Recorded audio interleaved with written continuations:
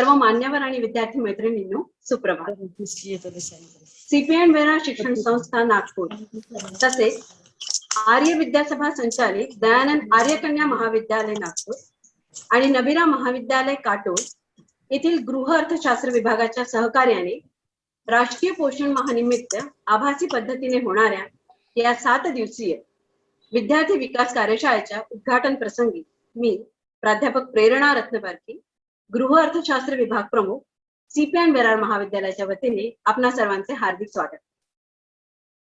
आपणा सर्वांनाच माहिती आहे की कुपोषण हा देशाच्या सर्वांगीण विकासासाठी एक अडथळा आहे आणि त्यावर मात करून अंकुश ठेवणे अत्यंत आवश्यक आहे। त्याचप्रमाणे लोकांना पोषणाचे महत्त्व समजावून सांगण्यासाठी तसेच निरोगी आणि शाश्वत जीवनशैली त्यांनी स्वीकारावी म्हणून जनजागृती पसरवण्यासाठी पोषण विषयक कार्यक्रमाच्या माध्यमातून त्यांना प्रोत्साहित करण्यासाठी 1982 सालापासून भारतात राष्ट्रीय पोषण सप्ताह साजरा करण्याचा निर्णय केंद्र सरकारने घेतला आणि त्यानिमित्ताने ही साप्ताहिक मोहीम देशभर सुरू करण्यात आली आणि 1 सप्टेंबर ते 7 सप्टेंबर हा राष्ट्रीय पोषण सप्ताह म्हणून देशभर साजरा केला जाऊ लागला। यात आणखीन भर म्हणून 8 मार्च 2018 रोजी आंतरराष्ट्रीय महिला दिनानिमित्त सन्माननीय पंतप्रधान श्री नरेंद्रजी मोदी यांनी पोषण अभियानासाठी प्रधानमंत्री व्यापक योजना सुरू केली, ज्याला राष्ट्रीय पोषण मिशन म्हणून ओळखले जाते।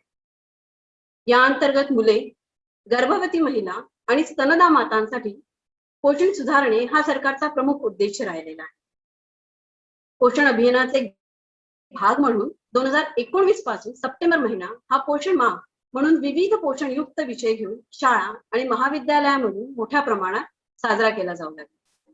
मात्र कोविड-19 महामारीत निर्माण झालेल्या धक्क्यामुळे ही मोहीम आता तीव्र करण्याची गरज निर्माण झाली आणि त्याचाच एक भाग म्हणून ही पोषण विषयक 7 दिवसीय कार्यशाळा विद्यार्थी विकासासाठी आयोजित करत। या कार्यशाळेसाठी आपण सर्वजण आभासी पद्धतीने मोठ्या संख्येने एकत्रित जमला आहात। उपस्थित मान्यवरांचे मी इथे स्वागत। आजच्या या कार्यशाळेच्या उद्घाटनाचे अध्यक्ष आणि सीपीएन वेरार महाविद्यालयाचे सन्माननीय प्राचार्य डॉक्टर मिलिंद बाराहाते सर, उपस्थित दयानंद आर्य कन्या महाविद्यालयाच्या सन्माननीय प्राचार्य डॉक्टर श्रद्धा अनिल कुमार, नमस्ते मॅडम। नबीरा महाविद्यालयाचे सन्माननीय प्राचार्य डॉक्टर सुनील कुमार नवीन, नमस्ते सर, आपका मैं स्वागत करती हूँ। उद्घाटनाच्या प्रमुख वक्ता सौ मेघना पंडित मॅडम यांचे या प्रसंगी मी स्वागत करते। या 7 दिवसीय विद्यार्थी विकास कार्यशाळेच्या व्याख्यान शृंखलेत व्याख्यानाकरता आमंत्रित बीएमव्ही महाविद्यालयातील आदरणीय गृह अर्थशास्त्र विभाग प्रमुख डॉक्टर साधना कराडे मॅडम, नमस्कार madam. SS girls college Gondia येथील गृह अर्थशास्त्र विभाग प्रमुख डॉक्टर गोकुला भालेराव मॅडम, नमस्ते मॅडम। एलईडी महाविद्यालयातील होम सायन्स एक्सटेन्शन डिपार्टमेंट मध्ये कार्यरत असलेल्या सहाय्यक प्राध्यापिका डॉक्टर अश्विनी मेश्राम मॅडम, नमस्कार मॅडम। राष्ट्रसंत तुकडोजी महाराज नागपूर विद्यापीठापुरतेच आपण थांबलो नाही, तर संत गाडगे बाबा अमरावती विद्यापीठ अमरावती येथील प्रोफेसर आणि गृह अर्थशास्त्र विभाग प्रमुख डॉक्टर वैशाली धनविजय मॅडम या देखील आपल्याशी या कार्यशाळेच्या व्याख्यान शृंखलेत जुळणार आहेत। या प्रसंगी मी आपणा सर्वांचे इथे हार्दिक स्वागत करते। त्याचप्रमाणे महाविद्यालयातील म्हणजे तिन्ही महाविद्यालयाचे नॅक कोऑर्डिनेटर यांचे देखील मी या प्रसंगी स्वागत करते। या कार्यशाळेतील माझ्या वरिष्ठ सहकारिणी दयानंद आर्य कन्या महाविद्यालयातील गृह अर्थशास्त्र विभाग प्रमुख डॉक्टर सुजाता साखरे मॅडम आणि नबीरा महाविद्यालयाच्या गृह अर्थशास्त्र विभाग प्रमुख डॉक्टर दमयंती घागरगोंडे मॅडम, तिन्ही महाविद्यालयातील प्राध्यापकगण, शिक्षक, शिक्षकेतर कर्मचारी आणि इथे सांगताना मला खूप आनंद होतोय की 250च्या वर या कार्यशाळेत विद्यार्थ्यांनी आपला सहभाग नोंदवलेला आहे आणि आज मोठ्या संख्येने इथे विद्यार्थी उपस्थित आहेत, कारण ही कार्यशाळाच आपण त्यांच्यासाठी आयोजित केलेली आहे। या प्रसंगी मी सर्व विद्यार्थ्यांचे कौतुक करते आणि उपस्थित आपण सर्वांचे आजच्या या उद्घाटनाच्या प्रसंगी तिन्ही महाविद्यालयाच्या वतीने सहर्ष स्वागत करते। ही कार्यशाळा घेण्यामागचा एक उद्देश आहे, तो उद्देश आपण जाणून घेऊया। गृह अर्थशास्त्र या विषयाद्वारे विद्यार्थिनी अनेक व्यावहारिक कौशल्य संपादन करीत असतात. यामध्ये घर, कुटुंब, आहार, आरोग्य, गृह व्यवस्थापन, बाल विकास आणि अशा बऱ्याच विषयांचा यात समावेश आहे. त्यामुळे विद्यार्थ्यांची वैयक्तिक गुणवत्ता वाढविण्यासाठी आम्हाला नक्कीच मदत होते. योग्य निर्णय घेण्यास ते सक्षम होतात आणि सर्वात महत्वाचे म्हणजे विद्यार्थ्यांना या विषयाअंतर्गत स्वयंरोजगाराच्या संधी आपण उपलब्ध करून देत असतो. आपल्या या 7 दिवसीय कार्यशाळेचा विषय देखील आपण त्याच अनुषंगाने निवडलेला आहे. Career path in nutrition, food safety and wellness, म्हणजेच पोषण, अन्न सुरक्षा आणि निरोगीपणा यामधील करिअरचे विविध मार्ग. पाहायला हे जरी थोडे कॉम्प्लेक्स आणि मल्टीफॅसेटेड असले तरी त्यात भरपूर करिअरच्या संधी उपलब्ध आहेत आणि आपल्याला ते या व्याख्यान शृंखलेमार्फत बघायला मिळणार. आजचा आणि यापुढचे 6 दिवस आपले न्यूट्रिशन एक्सपर्ट न्यूट्रिशनचे विविध पैलू हाताळून त्यात असलेल्या रोजगार विषयक संधीची उपयुक्त माहिती आपल्यापर्यंत पोहोचवणार आहे. यामध्ये आपण sports nutrition, nutritional counselling, food safety, food preservation, food adulteration, adolescent health awareness असे वेगवेगळे विषय निवडलेले आहेत आणि निश्चितच त्यासंबंधी या 7 दिवसात काही फलदायक चर्चा घडली. मी आशा करते की या कार्यशाळेचे 7ही दिवस हे विद्यार्थ्यांमध्ये पोषणाद्वारे करिअरच्या नवीन उंची गाठण्याचे ध्येय ठरले आणि भविष्यात आपल्याला यातूनच काही न्यूट्रिशनिस्ट, डायटिशियन बघायला मिळेल. या कार्यशाळेमधून विद्यार्थ्यांना योग्य प्रबोधन करण्यात आम्ही यशस्वी होऊ अशी इच्छा व्यक्त करते. यानंतर आपण आपल्या पुढच्या सेगमेंटकडे वळूया. मी उद्घाटनाचे अध्यक्ष सन्माननीय प्राचार्य यांना विनंती करते की त्यांनी आजच्या या उद्घाटन प्रसंगी विद्यार्थ्यांना मार्गदर्शन करावे. बाराहते सर.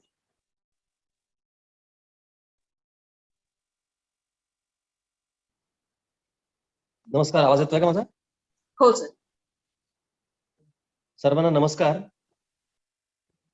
सीपीएन बेरार महाविद्यालय, दयानंद आर्य कन्या महाविद्यालय आणि नबीरा महाविद्यालय काटोल या 3 महाविद्यालयांनी मिळून आयोजित केलेल्या आजच्या या नॅशनल लेवलच्या 7 दिवसीय वेबिनार, ज्याचा विषय career path in nutrition, food safety and wellness असा आहे.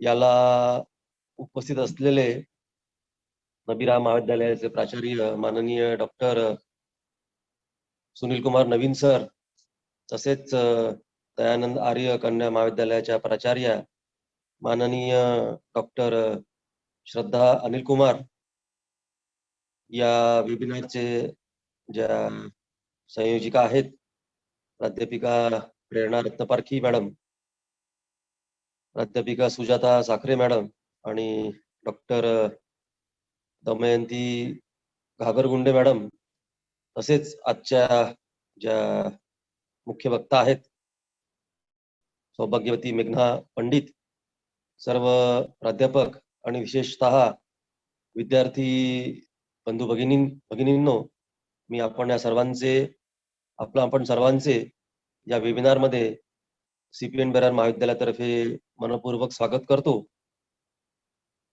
आपण सर्वांना माहित आहे, आताच रत्नपारखी मॅडमनी पण सांगितलं की सध्या न्यूट्रिशन मंथ सुरू आहे.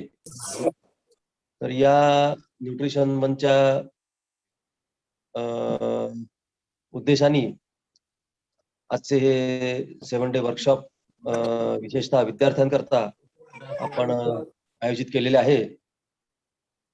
फॅकल्टी डेव्हलपमेंट प्रोग्राम किंवा शिक्षकांच्या विकासाकरता प्रोग्राम्स तर नेहमी होतच असतात, पण त्याचबरोबर विद्यार्थ्यांकरताही त्यांच्या विकासाचे वेगवेगळे कार्यक्रम, त्याला आपण स्टुडंट डेव्हलपमेंट प्रोग्राम म्हणतो, असेही आयोजित करणं अत्यंत आवश्यक आहे.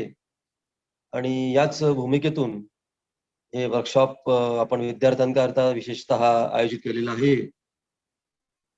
विद्यार्थी मित्रांनो, आपण सर्व जाणतोच की आजच्या या स्पर्धेच्या युगामध्ये नुसतं बीकॉम किंवा बीए किंवा बीएससी करून भागत नाही, तर आपल्याला चांगली नोकरी मिळवायची आहे आयुष्यात चांगलं पायावर उभं राहायचं आहे, तर या डिग्री बरोबरच काहीतरी ऍडिशनल इनपुट्स आपल्याकडे, ऍडिशनल स्किल्स आपल्याकडे असणं आवश्यक असतं आणि त्याची सुरुवात आपण कॉलेजपासूनच करायला हवी असं मला वाटतं. आणि कॉलेजचं, महाविद्यालयाचं शिक्षकांचंही हे कर्तव्य आहे की त्यांनी वेळोवेळी विद्यार्थ्यांना ऍडिशनल इनपुट्स देणं अतिशय गरजेचं आहे. ऍडिशनल स्किल्स त्यांच्यामध्ये डेव्हलप करणं हे अत्यंत महत्त्वाचं आहे. आणि मला असं वाटतं याच उद्देशाने हा जो आपला आजचा 7 डे वर्कशॉप सुरू होतो आहे, याचा मागचा उद्देश हाही एक आहे की विद्यार्थ्यांना एक ऍडिशनल इनपुट देऊन एक नवीन असा करिअर पाथ काय राहू शकतो याबद्दल त्यांना आजच माहिती देणं, जेणेकरून ते पुढे जेव्हा डिग्री घेऊन बाहेर पडतील तेव्हा त्यांना याही करिअरचा विचार त्यांच्या आयुष्याकरता करता येईल. आणि मला वाटतं हे प्रत्येक विद्यार्थ्यांनी आणि विद्यार्थिनींनी हा विचार करणं अत्यंत आवश्यक आहे. कारण की स्किल डेव्हलपमेंट हा आजच्या जगातला, स्पर्धेतला अत्यंत महत्त्वाचा असा मंत्र झालेला आहे. तुमच्या डिग्री बरोबरच तुमच्याकडे ऍडिशनल स्किल काय आहेत, तुमची पर्सनॅलिटी कशी आहे, तुमचं कम्युनिकेशन कसं आहे, हे सर्व बघितलं जातं. म्हणून विद्यार्थ्यांनी महाविद्यालयात असतानाच याकडेही लक्ष देणं अत्यंत महत्त्वाचं आहे. आणि यातही स्वतःचा विकास करून घेणं हेही पुढच्या आयुष्याच्या दृष्टीने अत्यंत महत्त्वाचं आहे, मला असं वाटतं. आणि मला विश्वास आहे की हा जो 7 डे वर्कशॉप आहे, हा निश्चितपणे हे जे आपलं उद्दिष्ट आहे, विद्यार्थ्यांचा विकास, त्यात यशस्वी होईल. मी आपण सर्वांचे आभारी मानतो आणि सर्वांना या निमित्ताने शुभेच्छा देतो. आणि याही पुढे आपण असेच जॉईंटली विविध उपक्रम राबवत राहू असा विश्वास व्यक्त करतो आणि पुनश्च आपण सर्वांना शुभेच्छा देऊन थांबतो. धन्यवाद. धन्यवाद सर. यानंतर आपण कार्यशाळेकडे वळूया. आपल्या प्रमुख वक्त्या, त्यांचा आजचा या सत्राचा विषय आहे पौगंडावस्था किंवा किशोरवयीन मुलींमधील आरोग्य विषयक जागरूकता. याकरता आपण डॉक्टर मेघना पंडित यांना इथे आमंत्रित केलेलं आहे. मी थोडं सुरुवातीला थीम सांगते याच्याबद्दल. पौगंडावस्थेचा काळ हा मानसिक आणि भावनिक दृष्ट्या अत्यंत महत्वाचा असतो. या काळात सुरुवातीला पोषणाच्या अनेक समस्या उद्भवतात. या कालावधीत कोणते पौष्टिक घटक खाल्ले पाहिजे किंवा कशा पद्धतीने आपण आपलं जेवणाच्या वेळा ठेवल्या पाहिजे, जेणेकरून पुढच्या निरोगी जीवनशैलीला आपण आकार देऊ शकतो. या आणि अशा अनेक बाबींवर आजच्या या सत्रात आपण चर्चा करणार आहोत. परंतु तत्पूर्वी आजच्या आपल्या मुख्य वक्त्यांचा परिचय देण्यासाठी मी नबीरा महाविद्यालयाच्या गृह अर्थशास्त्र विभाग प्रमुख डॉक्टर दमयंती घागरगुंडे यांना विनंती करते की त्यांनी मॅडमचा परिचय करून द्यावा. तर आजच्या या कार्यक्रमाला उपस्थित तीनही महाविद्यालयाचे प्राचार्य, आमच्या पुढील कार्यक्रमाकरिता लाभलेल्या आमच्या पाहुण्या त्या सुद्धा इथे उपस्थित झालेल्या आणि त्याचबरोबर आमचे विद्यार्थीगण, या सर्वांचं मी इथे स्वागत करते. आज आपल्याला लाभलेल्या मुख्य पाहुण्या आहेत मेघना पंडित मॅडम. यांचा परिचय हा थोडासा अल्पसा मी करून देते, कारण यांचा परिचय खूप आहे आणि नागपुरात सगळ्या विद्यार्थ्यांना यांचा परिचय आहे.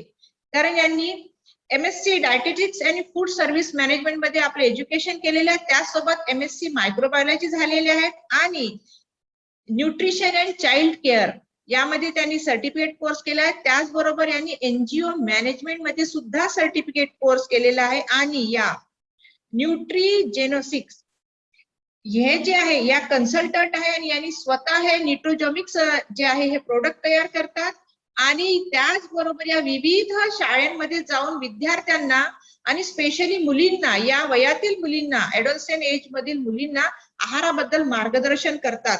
त्याचबरोबर या अकॅडमिक काउन्सिलर इग्नू म्हणजे इंदिरा गांधी नॅशनल ओपन युनिव्हर्सिटीच्या, आणि या हेल्थ कॉलमनिस्ट आहेत. या हेल्थ बद्दल आपले स्तंभ लिहत असतात. विविध मॅगझिन्स मध्ये आणि न्यूजपेपर मध्ये यांचे स्तंभ येत असतात. त्याचबरोबर या आपल्या इथे असलेलं जे कॉलेज आहे आंतर भारतीय होमिओपॅथिक मेडिकल कॉलेज इथे या व्हिजिटिंग डायटिशियन म्हणून जात असतात, डाएट कन्सल्टंट आहे. आणि अशा या आपल्या आजच्या लाभलेल्या ज्या पाहुण्या आहेत, या व्हिजिटिंग फॅकल्टी म्हणून food and nutrition at international school of scholars मध्ये या फूड अँड न्यूट्रिशन करिता तिथे मार्गदर्शन करायला सुद्धा जात असतात. आणि त्याचबरोबर अनेक नागपूरच्या आजूबाजूला असलेल्या अनेक शाळांमध्ये, अनेक विलेजेस मध्ये यांनी आपले आतापर्यंत कार्यक्रम दिलेले आहे. आणि त्या माध्यमातून हे विद्यार्थ्यांना अवेअर करतात, सावधान करतात की तुमच्या आरोग्यासाठी काय योग्य आहे आणि काय अयोग्य आहे. त्याचबरोबर या nutrition society of India Nagpur चॅप्टरच्या जॉईंट सेक्रेटरी आहेत. आणि या nutrition Indian dietetic association and association of diabetic educator म्हणजे मधुमेह डायबिटीजच्या याच्यासाठी सुद्धा या मार्गदर्शन करतात. आणि तिथे या ऍक्टिव्ह मेंबर आहेत, असोसिएशनच्या ऍक्टिव्ह मेंबर आहेत. त्यासोबतच त्यांनी नागपुरामध्ये अनेक कार्यक्रम घेतलेले आहेत.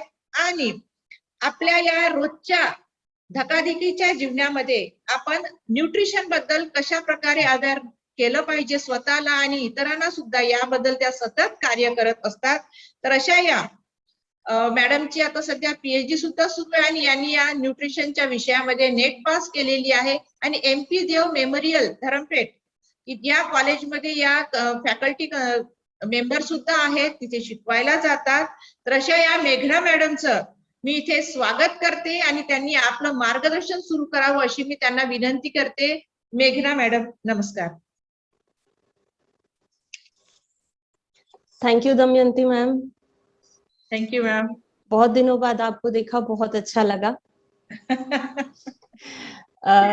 सबसे पहले I would like to thank Prerna ma'am for giving me this opportunity कि मैं आप सबके साथ इंटरेक्ट कर सकूं। Thank you so much to the principals of all the three colleges who have taken out their precious time to be a part of this webinar. And ज़्यादा समय न लेते हुए, I will just start my presentation.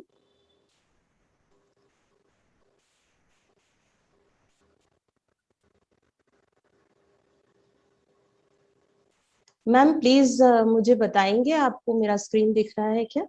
Yes ma'am, दिख रहा है।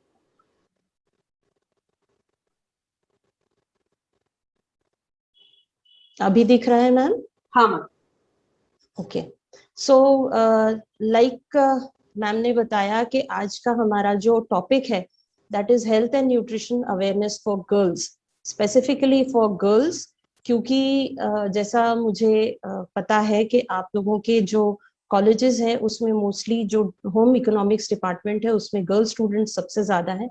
सो we will be focusing more on the girls today.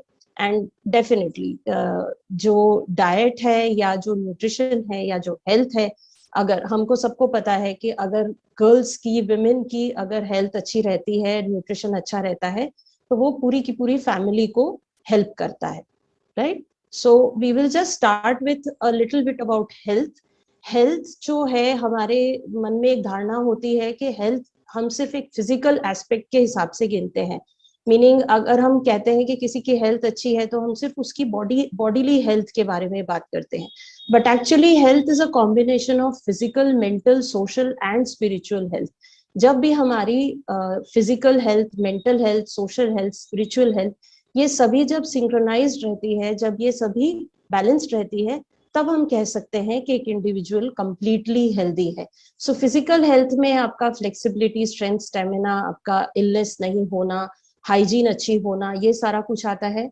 Mental health में आपका concentration, calmness, consciousness, memory, emotional balance, ये सब आता है. सोशल हेल्थ में हम अच्छे रिलेशनशिप्स के बारे में बात करते हैं, वैल्यूज, मोरालिटी, ह्यूमैनिटी के बारे में बात करते हैं. एंड स्पिरिचुअल हेल्थ, जो कि we are very blessed to be Indians, जहाँ पे हमारे यहाँ तो स्पिरिचुअल हेल्थ को बहुत ज्यादा इंपॉर्टेंस दिया जाता है, वेरिन जो हम हमारी आत्मा की बात करते हैं या हमारे खुद के सेल्फ रियलाइजेशन की या एक पर्पसफुल लाइफ की बात करते हैं. जैसे कि आपके टीचर्स यहाँ पर आपको अभी सर ने भी बताया कि आपको आगे जाके आपकी लाइफ में क्या करना है, किस तरह का करियर बनाना है, that you should be thinking about it. तो ये सारा कुछ आपका स्पिरिचुअल हेल्थ का एक कंपोनेंट होता है। सो इसका एक सिंपल एक ये हम बात करते हैं कि एक अगर हमको अच्छी हेल्थ चाहिए है तो इसका फाउंडेशन क्या होता है। कोई भी बिल्डिंग जब हम बनाते हैं तो उसकी नींव अगर अच्छी होगी तो उसकी जो बिल्डिंग है वो आपकी बहुत अच्छी बनेगी। सो अगर आपको आपकी हेल्थ अच्छी चाहिए तो उसका फाउंडेशन क्या होगा। इसके 5 पिलर्स होते हैं। First and foremost is nutrition, then is hygiene, then is exercise, then is sleep and then is stress management. Nutrition के बारे में तो हम अच्छी खासी लंबी चौड़ी आज बात करने वाले हैं, but all these pillars are very very important for good health.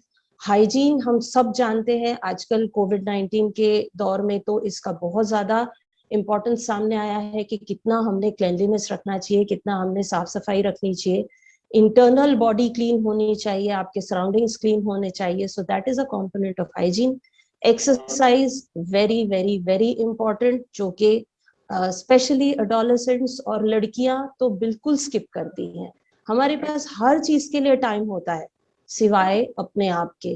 So stop making excuses. आज से एक स्पेसिफिक एटलीस्ट 30 मिनट्स का एक्सरसाइज का टाइम निकालिए अपने आप के लिए। इट्स नॉट इम्पॉर्टेंट कि आप कोई स्पेसिफिक एक्सरसाइज करें, आप एक सिंपल वॉक कर सकते हैं। अगर डांसिंग पसंद है तो मस्त एक गाना लगाइए अक्षय कुमार का और नाच लीजिए। या इवन छोटी सी भी जो चीजें होती है कि हम बाइक उठाकर या गाड़ी उठाकर हम एक जगह से दूसरी जगह जाते हैं, तो मेक इट अ पॉइंट कि आप दिन में एक बार तो भी वॉक करके जाएंगे, या इवन फोन पे बात कर रहे हैं तो चलते चलते बात करिए। ये point specially I will emphasise for even all the respected lady faculties here also, कि आप लोगों ने भी थोड़ा ध्यान रखना चाहिए अपने बिजी शेड्यूल्स में से। प्लीज एक्सरसाइज का टाइम निकालिए। Then there is something which we really, हम बहुत उसको हल्के में लेते हैं, that is sleep. Especially adolescents, रात रात को जागना। आजकल तो नेटफ्लिक्स बहुत चलता है, सो हम बिंज वॉचिंग करते हैं, एक ही बार में पूरी के पूरे एपिसोड्स देखने हैं, सोने का टाइम नहीं मिल रहा है। रिमेम्बर, कोई भी चीज को रिजुविनेट होने के लिए, किसी भी चीज को रिपेयर होने के लिए टाइम लगता है, और हमारी बॉडी कंप्लीटली रिपेयर होती है हमारे स्लीप मोड में।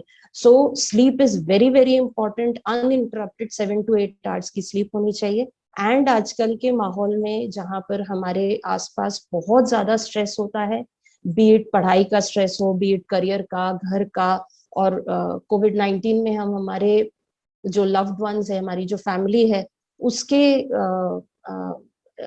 हेल्थ के लिए बहुत स्ट्रेस्ड आउट रहते हैं। सो उस स्ट्रेस को कैसे मैनेज करना है वो भी हमने सीखना चाहिए और उसको फॉलो करना चाहिए। It can be anything like gardening, music, या even talking out with friends, या meditation.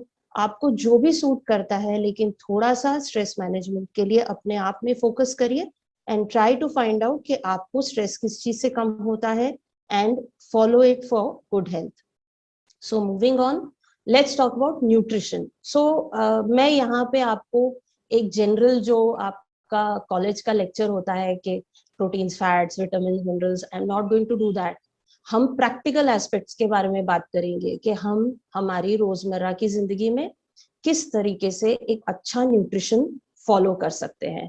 Because I know theoretically बात करना बहुत ईजी होता है, लेकिन जब हम प्रैक्टिकल आते हैं, जब हम प्रैक्टिकल लाइफ में आते हैं, तो हर चीज फॉलो करना बड़ा मुश्किल होता है। सो जस्ट ये 5 मंत्र याद रखिए प्रॉपर न्यूट्रिशन के लिए। Have positive attitude towards food, your nutrition is your concern, know your food and your needs, no the consequences of negligence, and manage your diet. इसके बारे में हम आगे चर्चा करते हैं। सो द फर्स्ट मंत्र is have a positive attitude towards food. ये याद रखिए कि न्यूट्रिशन आपके लिए एक इन्वेस्टमेंट है। जिस तरीके से हम आज के जमाने में आगे के लिए सेविंग्स करते हैं कि आगे हमको इस इतने पैसे की जरूरत पड़ेगी, तो हम उसको सेव करते हैं, उसको इन्वेस्ट करते हैं कि हमारे किसी एक पॉइंट पे आके हमको इतने पैसे लगेंगे तो उतने हमारे लिए रेडी रहे। न्यूट्रिशन को भी उसी तरीके से देखिए, उसी तरीके से उसको परसीव कीजिए। बिकॉज आप आज जितना इन्वेस्ट करेंगे अपनी लाइफ के, अपने न्यूट्रिशन में, अपने हेल्थ में, वो आपको आगे जाकर और एक हेल्दी लाइफ के बारे में के रूप में आपको उसका बोनस मिलेगा. So always remember that nutrition is not a compulsion. आपको आपके ऊपर कोई बंदिश नहीं है कि आप अच्छा खाना खाएं, लेकिन अगर आप ध्यान रखेंगे, अगर आप उसको एक इन्वेस्टमेंट की तरह सोचेंगे, आज आज सपोज आपको फॉर एग्जांपल आज यहाँ पे हमारे पास बच्चे हैं, कॉलेज स्टूडेंट्स हैं, सभी को कुछ ना कुछ हर समय सबकी इच्छा होती है, अब मुझे ये खरीदना है, अब मुझे वो खरीदना है, आज मुझे ये ड्रेस पसंद आ रहा है, कल मुझे एक मोबाइल खरीदना है. तो हम अपने आप को बजट करते हैं, हम अपने सेव करते हैं, हम पैसे जोड़ते हैं उसके लिए, और फिर हम हमारी इच्छा पूरी करते हैं. उसी तरीके से न्यूट्रिशन को भी आप देखिए, इस समय में थोड़ा सा ध्यान रखेंगे, आपको आगे जाकर उसके बहुत सारे फायदे मिलेंगे. So have a very, very positive attitude towards food. Then remember your nutrition is your concern. आप सभी इस समय मेरे ख्याल से मैम ये बच्चे सारे किस एज ग्रुप के होंगे? 16 to 19? Yes, madam. Right. So 16 to 19-year-old girls, आप सभी घर में, आई थिंक वेबिनार में है इसलिए मैं बहुत ज्यादा इंटरेक्ट नहीं कर सकती, सामने होती तो मैं आपसे इसके ऊपर बहुत सारे सवाल पूछती, बट फिर भी I know because I have a 16-year-old daughter, so मुझे पता है कि आप क्या पूछते हैं कि मम्मा मैं ये पहनूं क्या. आप नहीं पूछते, आपके अपने खुद के चॉइसेस होते हैं, आप अपनी चॉइस व्यक्त करते हैं, आप अपनी चॉइस के ऊपर आप उसको फॉलो करते हैं. आज आपकी इच्छा है, फिलहाल तो हम कोविड में हैं तो हम बहुत रिस्ट्रिक्टेड हैं, लेकिन जब कोविड नहीं था तो आज आपकी इच्छा है तो आप अपने दोस्त के साथ घूमने जाएंगे, आज आपकी इच्छा है तो आप कोई पर्टिकुलर कलर का कपड़ा पहनेंगे. So you have your choices. तो फिर न्यूट्रिशन आपकी चॉइस और आपका कंसर्न क्यों नहीं? न्यूट्रिशन क्यों मदर का कंसर्न है? आपको क्या खिलाना है वो मदर की रिस्पॉन्सिबिलिटी क्यों हो, या मदर की, या जो भी आपके घर में खाना बनाते हैं या आपको जो खाना देते हैं उनकी रिस्पॉन्सिबिलिटी क्यों हो? You are old enough to take your own decisions, and your health and your nutrition should be your concern because you are what you eat. आप जो खाएंगे, आपकी जो बॉडी है वो वही दिखेगी. अगर आप अच्छा खाएंगे तो आपकी बॉडी अच्छी दिखेगी, अगर आप अच्छा नहीं खाएंगे तो आपकी बॉडी अच्छी नहीं दिखेगी. मैं बॉडी की बात इसलिए कर रही हूँ क्योंकि इस समय बच्चों को सबसे ज्यादा आउटर ब्यूटी के बारे में चिंता होती है. But remember, nutrition effects even your thoughts. आप खुद सोचिए, किसी दिन अगर आपने प्रॉपर खाना नहीं खाया, आपके मन की सब्जी नहीं बनी है, उस दिन आपने ढंग से खाना नहीं खाया है, आपको वो बात खलती है. आपने अगर करेले की सब्जी थाली में देखी तो आप मम्मी पे चिढ़ जाते हो कि मम्मा क्या बनाया है. सो आपका खाना आपके थॉट्स को भी इफेक्ट कर रहा है, बॉडी को तो इफेक्ट कर ही रहा है, ब्रेन को तो इफेक्ट कर ही रहा है, आपकी मेंटल हेल्थ को भी इफेक्ट करता है. So your nutrition should be your concern. आपने क्या खाना है, कब खाना है, कितना खाना है, वो आपकी रिस्पॉन्सिबिलिटी है. You are old enough to take your own decisions and you're old enough to take care of yourself. So make sure that you take your nutrition into your own hands और आप अपने खुद के आप अपने खाने के डिसीजंस, प्रॉपर खाने के, सही खाने के, हेल्दी खाने के. मैं ये नहीं कह रही हूँ कि आप मम्मी को बोल दो कि मम्मा आज से तो हम रोज रात को समोसा खाएंगे. No, I am talking about good nutrition, I am talking about proper food. तो वो आपकी जिम्मेदारी होनी चाहिए. आप अपनी जिम्मेदारी उठाएंगे, उसके बाद धीरे धीरे आप शायद अपनी फैमिली के लिए भी डिसीजंस ले सकते हैं. Alright. So if you do not take care of your body, आप, हम कहते हैं ना कि हम हमारे घर का ध्यान रखते हैं, हम घर की साफ सफाई रखते हैं, घर में कुछ टूट गया फूट गया तो हम उसको रिपेयर करते हैं क्योंकि हमको उस घर में रहना है. तो अगर आप अपनी बॉडी का ध्यान नहीं रखेंगे तो आप कहाँ रहेंगे? Something to think about, right? So we come to the third mantra. हमने ये ठान लिया, हमने आज से डिसाइड कर लिया कि हम न्यूट्रिशन के लिए एक बहुत पॉजिटिव एटीट्यूड रखेंगे. We will think of food as a investment, not as a compulsion. अच्छा खाना हमारी मजबूरी नहीं है, अच्छा खाना हमारी जरूरत है. ओके. देन सेकेंड मंत्र में हमने ये डिसाइड कर लिया कि आज से हमारी जो जरूरत है या हमारा जो रिस्पॉन्सिबिलिटी है वो हम खुद डिसाइड करेंगे. अब आती है बात कि आपको क्या खाना है और आपको क्या जरूरत है। ओके, सो एक सिंपल सा आप सभी होम इकोनॉमिक्स पढ़ते हैं तो आपको ये तो पता ही है, but then still we will just revise it a bit कि न्यूट्रिशन को हम एक कार के साथ कंपेयर करके देखते हैं। जिस तरह से एक कार में बिल्डिंग मटेरियल होता है, जैसे कि मेटल से कार बनी होती है, उसमें ग्लास लगा रहता है, जो ठोस कंपोनेंट्स होते हैं, उसी तरह से हमारी बॉडी के जो ठोस कंपोनेंट्स होते हैं, मसल्स है या हमारे जो बाकी की चीजें हैं, सेल्स है, उन सबको प्रोटीन लगता है बनाने के लिए। देन जैसे हमारे पास बहुत सुंदर सी गाड़ी है लेकिन आपके पास पेट्रोल नहीं है तो गाड़ी चलेगी नहीं, right? So in the same way आपकी बॉडी को एनर्जी लगती है टू वर्क, जो हमको कार्बोहाइड्रेट्स एंड फैट से मिलती है। उसके बाद आती है बात गाड़ी के रंग की, गाड़ी में एसी लगा है कि नहीं, गाड़ी में म्यूजिक सिस्टम लगा है कि नहीं, या गाड़ी एक पर्टिकुलर मॉडल की है क्या। तो वो एस्थेटिक्स होते हैं, यानी उसमें उसके बाहरी उसकी सुंदरता बढ़ाने वाली जो चीजें होती है। इसी तरह से हमारी बॉडी में भी जो माइक्रो न्यूट्रिएंट्स लगते हैं, जो विटामिन एंड मिनरल्स लगते हैं, वो हमारी परफॉर्मेंस को और हमारे फंक्शंस को बेटर करते हैं। So remember, you need proteins, carbohydrates, fats and micro nutrients like vitamin and minerals. ये एक बहुत इंपॉर्टेंट चीज है जो कि आप अपने थ्योरी में पढ़ते हैं, आप अपने होम इकोनॉमिक्स के सिलेबस में पढ़ते हैं, बट शायद हम इसको प्रैक्टिकली अप्लाई करने में गलत हो जाते हैं। स्पेशली इंडिया में हमारे घरों के अंदर एक पर्टिकुलर मील सिस्टम बना रहता है, जहां पर जो भी जिसके भी घर का जो भी एक पद्धत रहती है, उसके हिसाब से सबके लिए एक तरह का खाना बनता है, सब एक तरह से खाते हैं, एक ही टाइम पे खाते हैं और सभी एक जैसा खाते हैं। बट रिमेंबर, हर एक पर्सन की रिक्वायरमेंट अलग होती है। ये रिक्वायरमेंट्स एज के हिसाब से अलग हो सकती है। अगर बच्चा है, बहुत छोटा बच्चा है, तो उसको कम खाना लगेगा। अगर एक आपकी उम्र का बच्चा है तो उसको बहुत ज्यादा खाना लगेगा।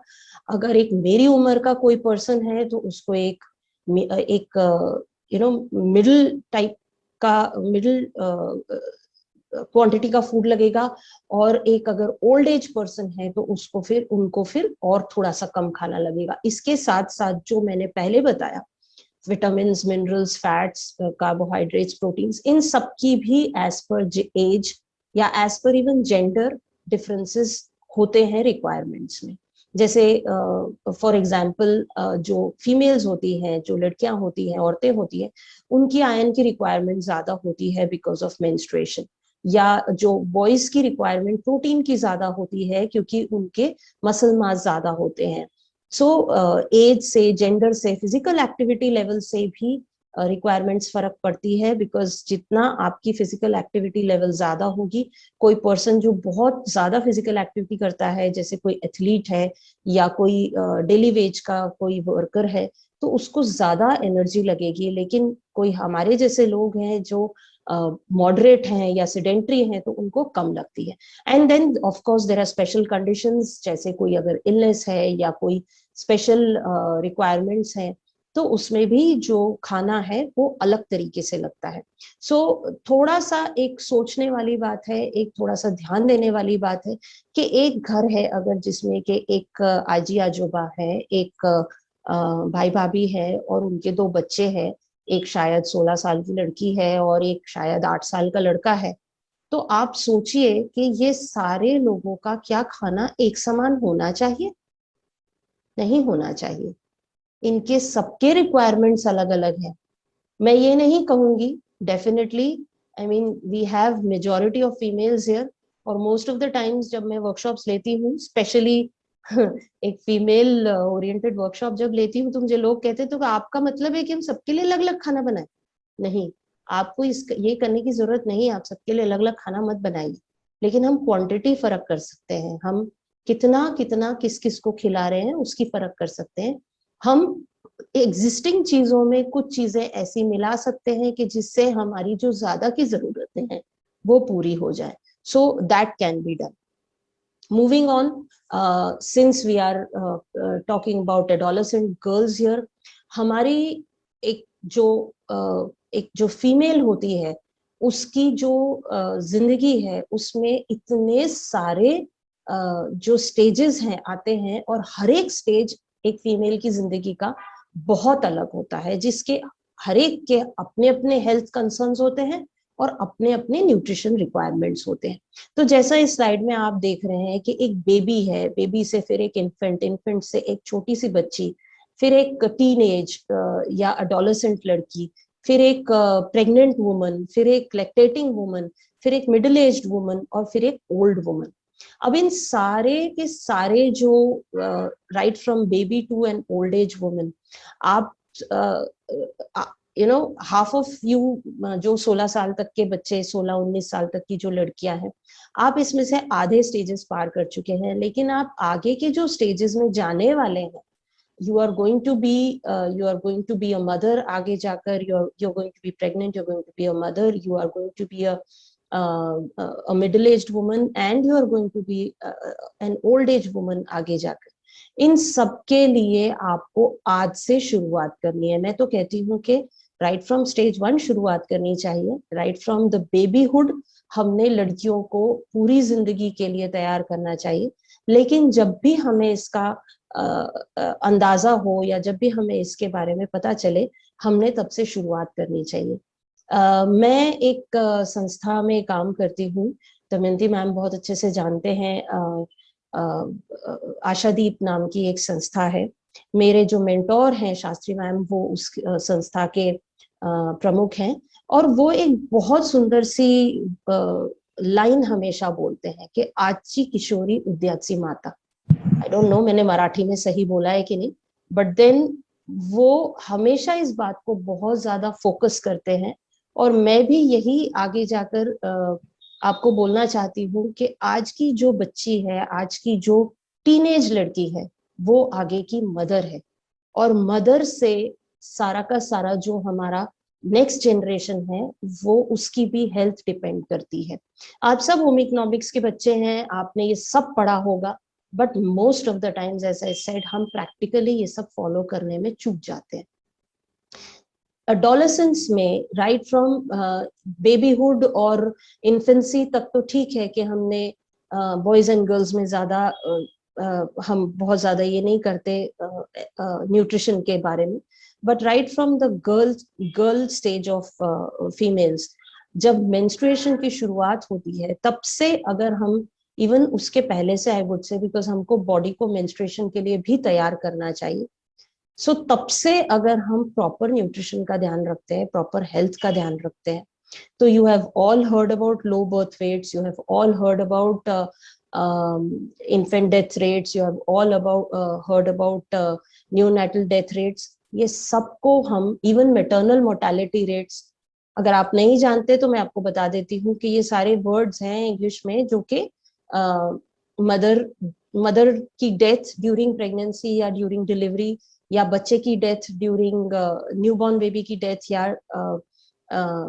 थोड़ा सा जो इन्फेंटहुड में बच्चा आ जाता है, वहां तक के बच्चे की डेथ, ये सारी की सारी एक ही फैक्टर पे डिपेंड करती है, वो है मदर की हेल्थ और मदर की न्यूट्रिशन ड्यूरिंग एडोलेसेंट ईयर्स।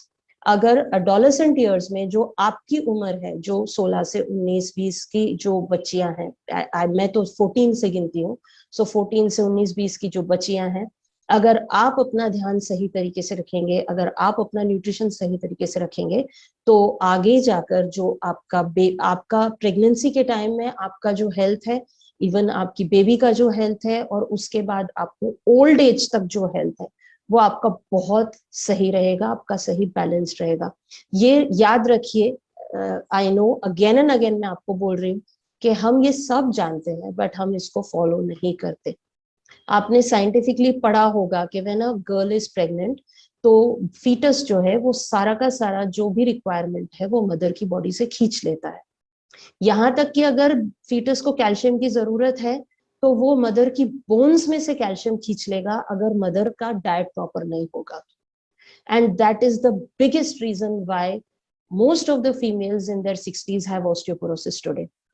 आज के जमाने में आप हर दूसरी महिला जो 50 के ऊपर है, उसको आप देखेंगे कि घुटने दर्द होते हैं, कमर दर्द होती है, 60 के ऊपर तो गिर गए तो सीधा फ्रैक्चर होता है। इसका रीजन क्या है? इसका रीजन ये है कि उन्होंने अपने फॉर्मेटिव ईयर्स, जो एडोलेसेंट ईयर्स हैं, जो आपकी उम्र है, उस समय में उन्होंने अपने खान पान का सही ध्यान नहीं रखा। उसकी वजह से जब प्रेगनेंसी रहती है तब बच्चे को प्रॉपर न्यूट्रिशन नहीं मिलता, और बच्चा जितना भी उसको चाहिए वो मदर की बॉडी से खींचने की कोशिश करता है, and because of that mother की बॉडी में न्यूट्रिशन की कमी हो जाती है, mother becomes malnourished and can create multiple other problems also.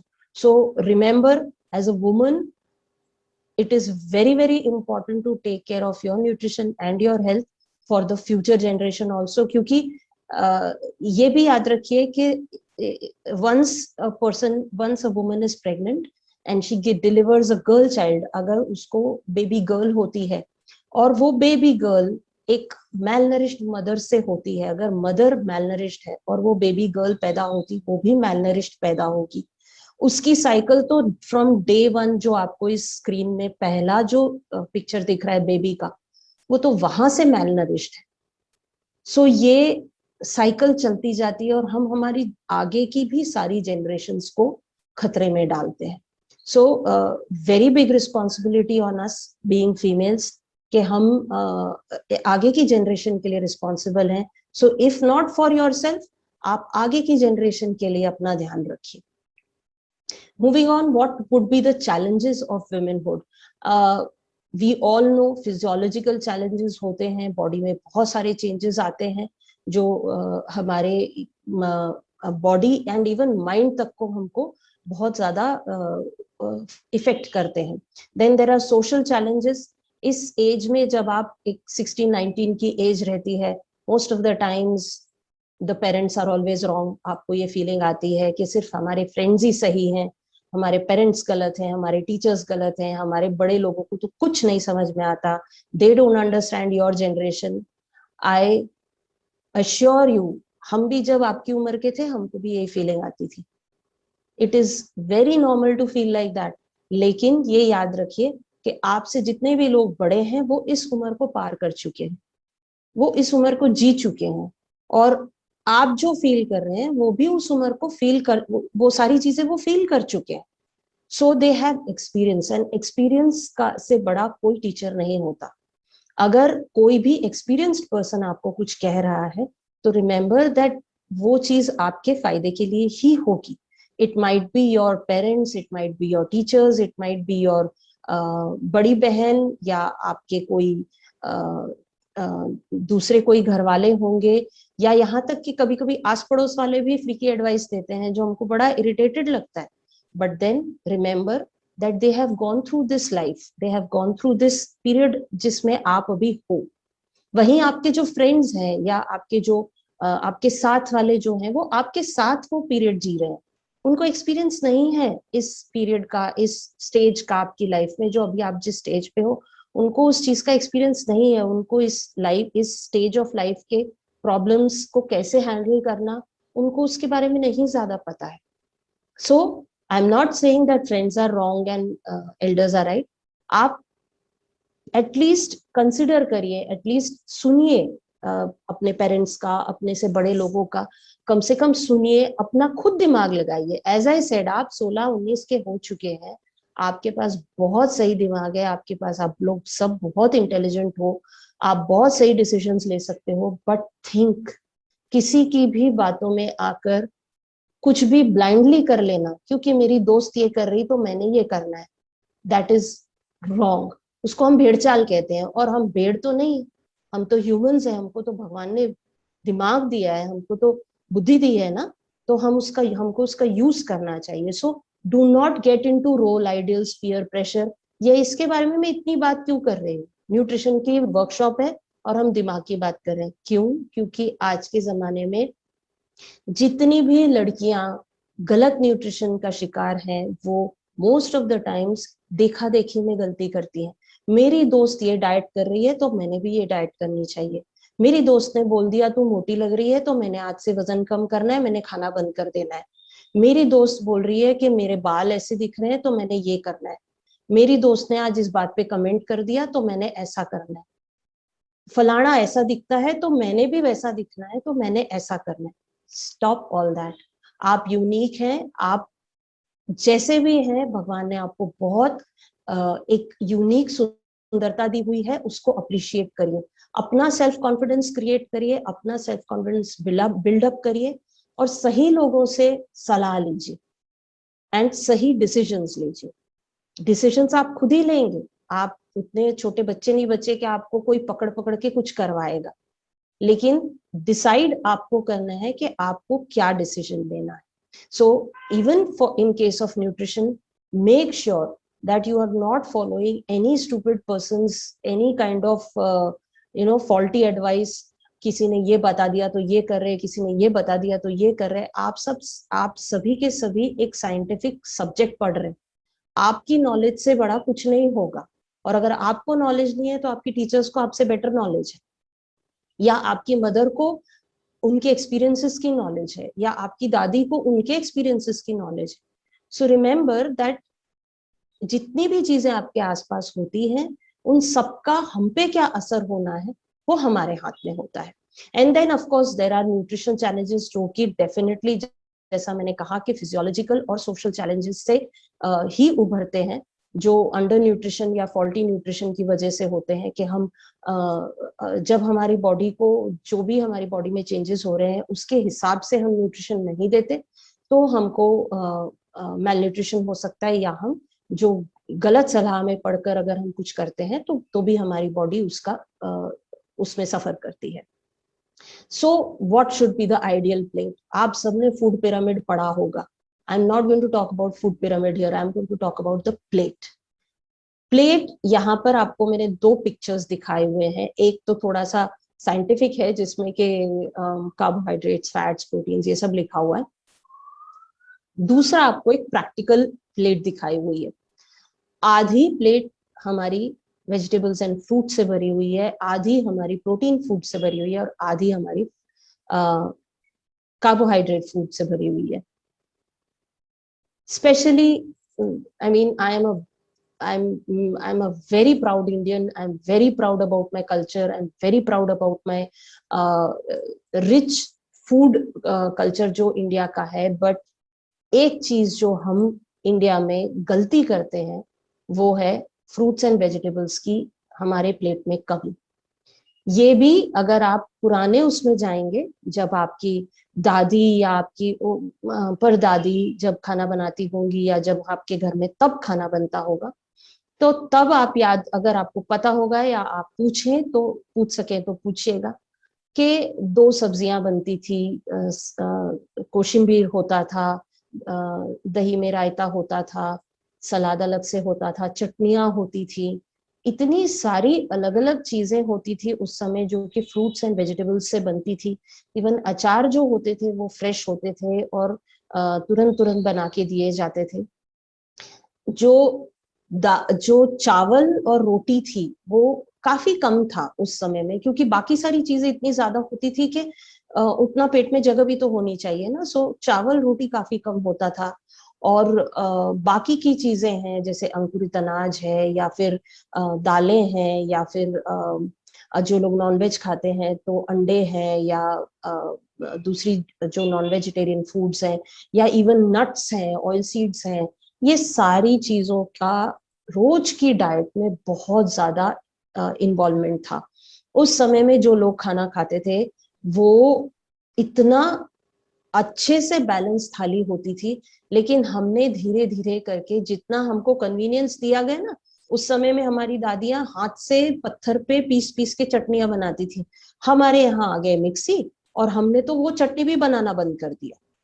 और अब अगर मम्मियां बनाती भी हैं तो बच्चों को चटनी नहीं खानी है, उनको तो सॉस खाना है। सो धीरे धीरे हमने जो अच्छी चीजें हैं वो छोड़ दी। आज की तारीख में हमारे खाने में क्या होता है, हमारी थाली में क्या होता है? एक आधी कटोरी हम दाल लेंगे, एक 2 चम्मच की सब्जी लेंगे, और 3 रोटी और एक कटोरा भर के हम चावल खाएंगे। So what are we eating? Where is the vegetables and fruits? Where is the protein?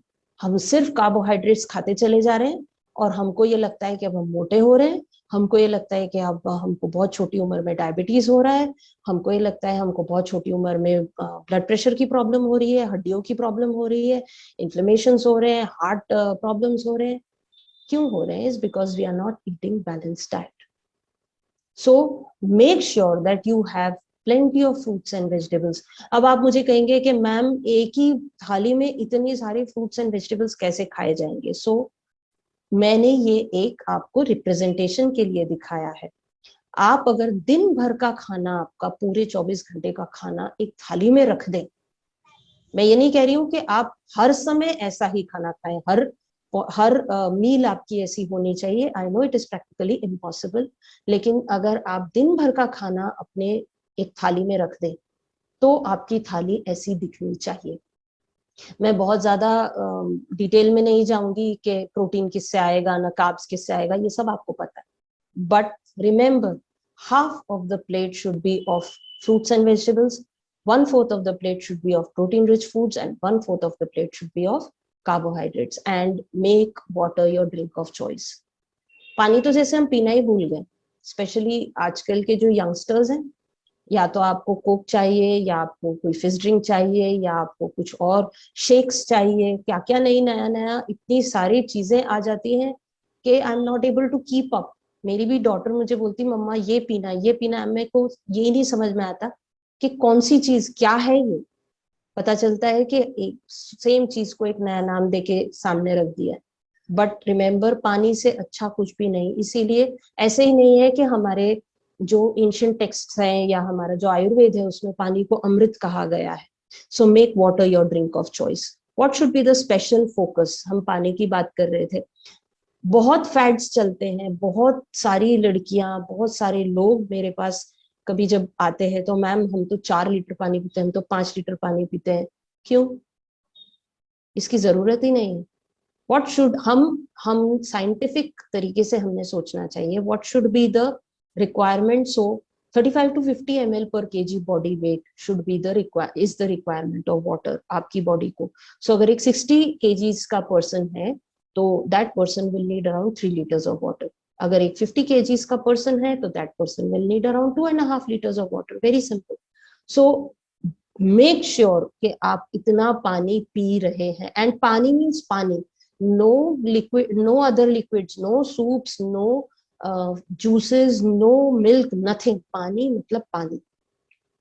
आपको अपने बॉडी वेट के हिसाब से पानी पीना है. मैं आपको बायोकेमिस्ट्री में नहीं लेके जाऊंगी कि पानी क्या क्या करता है, but remember, if we are 70% water, अगर हमारी बॉडी में 70% वाटर है तो इमेजिन करिए कि आपकी बॉडी में पानी की कितनी ज्यादा जरूरत है. हम as nutrition people, as nutrition students, हमको एक इस पानी को या एक न्यूट्रिएंट की तरह नहीं देखा जाता.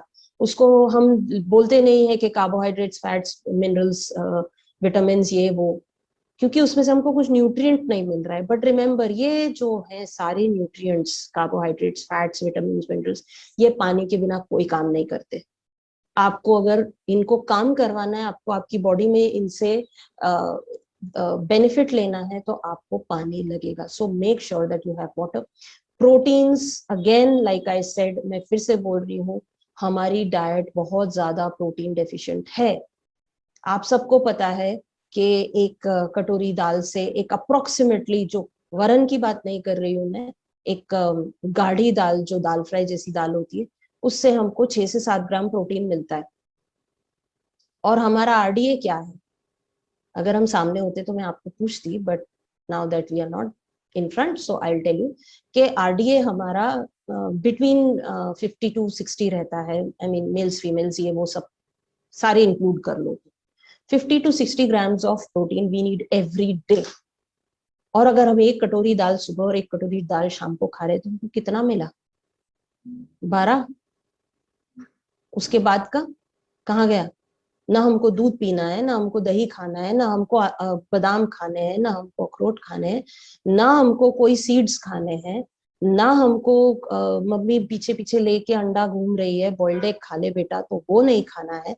हमको अगर नॉनवेज खाना है तो बिल्कुल इतना ज्यादा गंदे तरीके से पकाया हुआ, गंदा, आई एम सॉरी, मैं खाने को गंदा बोल रही हूँ, बट देन हमारी जो नॉनवेज पकाने की पद्धति है वो बहुत गलत है। हम इतना पकाते हैं कि उसमें कुछ नहीं बचता, इतना तेल इतना मसाला रहता है हमारे नॉनवेज में कि उसमें कोई न्यूट्रिएंट्स नहीं बचते। सो ना हमको वो सही तरीके से खाना है, ना हमको दूध पीना है, तो हमको प्रोटीन मिलेगा कहाँ से? फिर हमारी बॉडी वीक नहीं होगी तो क्या होगा, हमको इन्फेक्शंस नहीं होंगे तो क्या होगा, right? So make sure that you are getting your RDA of protein, जो आपकी एज, आपकी बॉडीली सिचुएशन को डिपेंड करता है, आपके जेंडर को डिपेंड करता है, उसके हिसाब से आपको प्रोटीन मिलना ही चाहिए रोज का। आप इसमें बैकलॉग वाला काम नहीं कर सकते कि आज मैंने प्रोटीन खा लिया है, आज मैंने प्रोटीन शेक पी लिया है, आज मैंने ये कर लिया है तो मैं कल स्किप कर दूं तो चलेगा। No, you can not do that. आपको आज का आज ही खाना पड़ेगा। और don't go for synthetic products, fats में मत जाइए कि आप प्रोटीन पाउडर खा रहे हैं, आप प्रोटीन शेक पी रहे हैं। What ever is natural is the best. जो हमारे नेचुरल रिसोर्सेज हैं, प्रोटीन्स के, दाल्स है, बीन्स है, नट्स है, ऑयल सीड्स है, डेयरी, नॉनवेज, ये सारा का सारा जो है ये ही बेस्ट है। आपको कोई भी चीज कंप्लीट प्रोटीन या उस तरीके से आपको बेनिफिट सिंथेटिक प्रोडक्ट्स नहीं दे सकते। So make sure you are having protein, proper amount of protein. Another thing that we are deficient, क्योंकि हम सही तरीके से वेजिटेबल्स एंड फ्रूट्स नहीं खाते, तो हमारी डाइट में फाइबर की कमी हो जाती है। अब फाइबर हमको कहाँ से मिलता है? Raw fruits, vegetables, whole grains etcetera, इससे हमको फाइबर मिलता है। अगर हम फाइबर सही तरीके से नहीं खाएंगे तो हमारे जितनी भी डाइजेस्टिव एसोसिएटेड प्रॉब्लम्स हैं, इनडाइजेशन होना, एसिडिटी होना, या टू द एक्सटेंट कैंसर तक, डाइजेस्टिव सिस्टम्स के जितने भी कैंसर्स हैं वो कहीं ना कहीं फाइबर की कमी की वजह से होते हैं। It is proven, research has proven that के जो DM टाइप 2 है, डायबिटीज टाइप 2 है, जो लेटर स्टेजेस में आती है, उसको प्रॉपर फाइबर इनटेक से रिवर्स किया जा सकता है। So fiber is extremely important. Then being girls, as I said, हमारी आयरन की रिक्वायरमेंट बहुत ज्यादा होती है। So आपको ग्रीन लीफी वेजिटेबल्स, बाजरा, रागी एक्सेट्रा से आयरन मिलता है, ये आपको पता है। बट आयरन के एब्जॉर्प्शन के लिए you need to have vitamin C and protein along with iron in your diet. So जब भी अगर आपको थोड़ा सा भी अनीमिक लग रहा है, या even in normal cases I would say कि कोई भी चीज ऐसी आप खा रहे हैं जिसमें से आपको ऐसा लगता है कि इसमें आयरन बहुत अच्छे से मुझे मिलेगा, उसमें विटामिन C का समावेश बहुत जरूरी है, अदरवाइज आयरन अब्सॉर्ब नहीं होगा। कैल्शियम अगेन हमारी, लाइक आई सेड के स्पेशली फॉर गर्ल्स, बिकॉज आगे जाकर द बेबी एंड आगे आपका जो ओल्ड एज में बोन्स की हेल्थ के लिए कैल्शियम बहुत ज्यादा इंपॉर्टेंट है, which you will get from milk products, methi, ragi etcetera. Another important thing, 2 important vitamin जो आजकल बहुत ज्यादा डेफिशिएंट देखे गए हैं, which is vitamin B12 and vitamin D। आप किसी का भी टेस्ट कर लीजिए, हम मोस्ट ऑफ द टाइम्स हम इन दोनों विटामिन में डेफिशिएंट दिखते हैं। अब हमारी विडम्बना ये है कि विटामिन B12 हमको वेजिटेरियन प्रोडक्ट से नहीं मिलता, so you will have to have meat या मिल्क प्रोडक्ट्स या फर्मेंटेड प्रोडक्ट्स उसके लिए, जिससे आपका B12 का स्तर सही रहेगा। And the worst thing that we do, vitamin D की कमी हमारी बॉडी के अंदर क्यों पैदा हो रही, जबकि हम एक ऐसे देश में रहते हैं जहाँ पे सनलाइट की कोई कमी नहीं है। नागपुर जैसे शहर में जहाँ पर के हम, मतलब हमारी तो गर्मी प्रख्यात है, हमको तो हर ठंड में, दिसंबर के महीने में भी कड़कती धूप मिलती है, येट हम विटामिन D से डेफिशिएंट है। क्यों? क्योंकि हमको तो हमारी बॉडी टैन नहीं होनी चाहिए, हमको तो ढक के रखना है।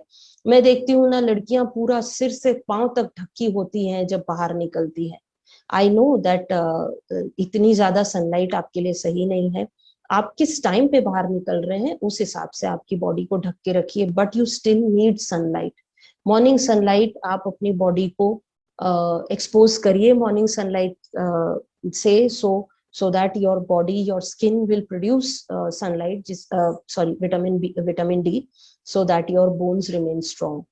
विटामिन D सिर्फ बोन्स के लिए जरूरी नहीं है, इससे बहुत सारे दूसरे प्रोसेसेस भी इफेक्ट करते हैं। ये इवन रिप्रोडक्टिव हेल्थ के लिए भी बहुत ज्यादा जरूरी है। सो मेक श्योर कि आप थोड़ा बहुत तो भी धूप में निकले, और धूप में जब निकलते हैं तो जितना हो सके आपके हाथ पैर थोड़ा सा एक्सपोज हो धूप को, उस हिसाब से मॉर्निंग की सनलाइट जरूर लीजिए। सो ये आपके स्पेशल फोकस के न्यूट्रिएंट्स हैं जो हमने ध्यान रखने हैं। So now we come to the fourth mantra which is know the consequences. क्या होगा अगर आप ये सब का ध्यान नहीं रखेंगे? मेल न्यूट्रिशन होगा, उससे क्या होगा? ये सारी चीजें होंगी, right from your head to toe, आपके बालों से लेके पैरों के नाखून तक हर चीज अफेक्ट होगी। आपकी आउटर ब्यूटी तो अफेक्ट होगी, स्किन अफेक्ट होगी, हेयर अफेक्ट होंगे, आपकी आईज अफेक्ट हो सकती हैं, आपकी विजन को प्रॉब्लम आ सकता है, आपको अनीमिया हो सकता है, अनीमिया के कारण बहुत सारे दूसरे प्रॉब्लम्स क्रिएट हो सकते हैं। आगे जाके प्रेगनेंसीज में इश्यूज हो सकते हैं, बेबी को आगे जाके और इश्यूज हो सकते हैं, बच्चा जो पैदा होगा उसकी शायद मेमोरी कम हो जाए, इवन अगर even in the age that you are now, girls आप लोग जिस एज में, अगर आप अपने न्यूट्रिशन का ध्यान नहीं रखेंगे तो आपको ओल्ड एज में जाके प्रॉब्लम होगी, मेमोरी की प्रॉब्लम होगी, ब्रेन फॉगिंग होगी, आपका परफॉर्मेंस डाउन हो जाएगा, आपकी वर्क कैपेसिटी कम हो जाएगी, आपको आगे बहुत सारी डिजीजेस होने का खतरा रहता है, जैसे डायबिटीज है, हाइपरटेंशन है, कैंसर है। अगर सही तरीके से न्यूट्रिशन नहीं लिया गया तो जो हम जिनको हम कॉस्मेटिक प्रॉब्लम्स कहते हैं, जैसे कि skin, hair and even obesity issues हो सकते हैं, and there have been cases where malnutrition has led to death. So make sure that you are taking care of your nutrition at all stages of life. So the final mantra, manage your diet, how to make the right choice. ये तो सबसे delicious slide है इस पूरे presentation की, आप लोगों के लिए, मेरे लिए नहीं, because I do not eat all of this. So what is junk food? Food which is not wholesome is junk food. Junk का मतलब क्या होता है? आप अगर सामने होते मेरे तो मैं पूछती, तो आप मुझे बताते कि मैम जंक का मतलब होता है कचरा। सो कुछ तो रीजन होगा ना कि हमने इन सब खानों को जंक फूड का नाम दिया है, कचरा फूड। अब हम कचरा कहाँ डालते हैं? डस्टबिन में। तो क्या आपका बॉडी डस्टबिन है जो आप अपने बॉडी में कचरा डाल रहे हैं? Something to think about, right? And what is wholesome food? Wholesome food वो चीज है जो सारे न्यूट्रिएंट्स देती है, जो ऐसी चीजें नहीं देती जो हमारे काम की नहीं है या जो हमको तकलीफ दे, और जो बीमारी ना पैदा करे। सो आप इसको आइडेंटिफाई कैसे करेंगे? कैसे आप पता करेंगे कि कौन सी फूड जंक है और कौन सी नहीं है? कोई भी फूड जो आपको एक सर्विंग में 500 से ज्यादा कैलोरीज दे, एक केक की स्लाइस 500 से ज्यादा कैलोरीज देती है? आप सोचिए। एक पिज्जा 500 से ज्यादा कैलोरीज देता है? एक समोसा देता है? So think about that. Anything that is going to give you more than 500 calories, it has less than 6 grams of protein, जिसमें आपको more than 30 grams of fat है, जिसमें बहुत ज्यादा शुगर है और जिसमें फाइबर कम है, वो जंक फूड कहलाता है। इसके अलावा जिसमें प्रिजर्वेटिव्स हैं, केमिकल्स हैं, एडिटिव्स हैं, ट्रांस फैट्स जिसमें बन गए हैं, जो रिपीटेड फ्राइंग से बनते हैं, जिसमें रिफाइंड फ्लावर्स हैं जो मैदा वगैरह हम कहते हैं, जिसमें हाइड्रोजनेटेड फैट्स हैं, वनस्पति घी वगैरह, या जिसमें अल्कोहल है, ये सारे के सारे खाने जंक फूड की कैटेगरी में आते हैं। So it is very easy to identify.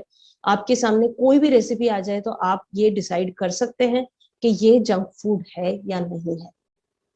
अगर हम नहीं ध्यान रखते, अगर हम जंक फूड खाते रहते हैं, तो इसके क्या इफेक्ट्स हो सकते हैं? Anything and everything that can go wrong with your body can go wrong because of junk food.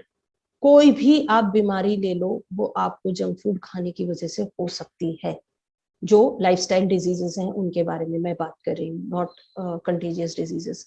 So again you can have allergies, inflammations, आपको हाई बीपी हो सकता है, डायबिटीज हो सकता है, ओबेसिटी हो सकता है, insulin resistance, metabolic syndrome, cholesterol problems, heart attacks, heart के प्रॉब्लम्स, कैंसर्स, किडनी का कैंसर, कोलन का कैंसर, इसोफेगस का कैंसर, दांत खराब हो सकते हैं, excessive acidity, gastric reflux, constipation, liver dysfunction, list चलती चली जाएगी और मैं बोलती चली जाऊंगी लेकिन खत्म नहीं होगी। यहाँ पे मैंने बहुत कम चीजें लिखी हैं और मैं बहुत कम चीजें आपको बोल रही हूँ, लेकिन कोई ऐसी चीज नहीं है जो आपकी बॉडी में गलत नहीं हो सकती अगर आप जंक फूड खाना बंद नहीं करते हैं तो। सो इसमें भी मुझे as I said, I also have a 16-year-old daughter. So मुझे ये क्वेश्चन हमेशा आता है कि क्या बस ये आप मतलब हमको कभी नहीं खाना। मैं ये नहीं कहती कभी मत खाओ, but at least make be strict with yourself. आप अपने साथ एक शेड्यूल रखिए।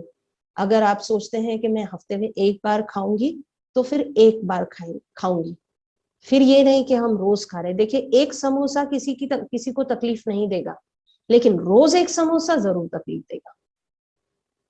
ओके, सो रिमेम्बर, कभी कभी खाना is okay, not a problem. आप कुछ सेलिब्रेट कर रहे हैं, आपको कुछ इच्छा हो रही है, मन मार के खाने, as I said, have a very positive attitude towards food, have a positive relationship with food.